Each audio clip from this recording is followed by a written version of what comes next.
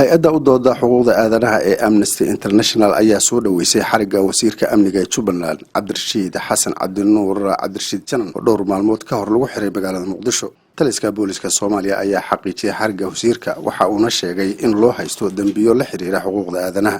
Amnesty International ayaa tilmaantay in Cabdirashiid Janan uu ku eedeysan yahay mas'uuliyadda dambiye caalami ah oo dhinaca bini'aadanimada ah. Agaasima ku-xigeenka Amnesty International ee Afrikada Bari Seif Mangango ayaa sheegay in sidoo kale wasiirka lagu eedeynayo carqaladaynta hay'adaha samafalka iyo dadka tabaalaysan. Seif Mangango ayaa tilmaamay in dowladda federaalka ee Soomaaliya ay qaaday tallaabo muhiim u ah ilaalinta xuquuqda aadanaha loona baahan yahay in qaabka ay mudan yihiin la marsiiyo kuwa caadaystay dhibaataynta dadka taagta daran. Maamulka Jubbaland ayaa sharci darro ku tilmaamay xariga wasiirka waxa uu dalbaday in degdeg loo sii daayo.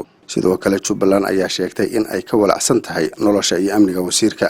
Dadweynaha ku nool degmooyin ka tirsan gobolka Gedo ayaa isugu soo baxay banaanbaxyo ay uga soo horjeedaan xariga wasiirka waxaanay dalbadeen in la sii daayo. Cabdirashiid Janan oo ka mid ah wasiirada ugu awooda badan dowlad goboleedka Jubbaland ayaa dadka qaar waxay u arkaan nin aad u dadaal badan isla markaana sameeyay horumar iyo waxqabad muuqda, halka dadka qaarna ay sheegayaan in uu caadaystay tacadiye ka dhan ah bini'aadanimada isla markaana uu gabadfallo joogta u geysanaya ummadda.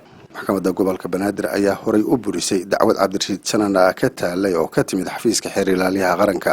Cabdirashiid Xasan Cabdinuur Janan oo horay u ahaa gudoomiyaha degmada Doolo ee gobolka Gedo ayaa ka mid ahaa shakhsiyaadka sida weyn ugu ololeeyay dhismaha maamul goboleedka Jubbaland oo sidii loo aasaasayba uu ka ahaa wasiirka amniga.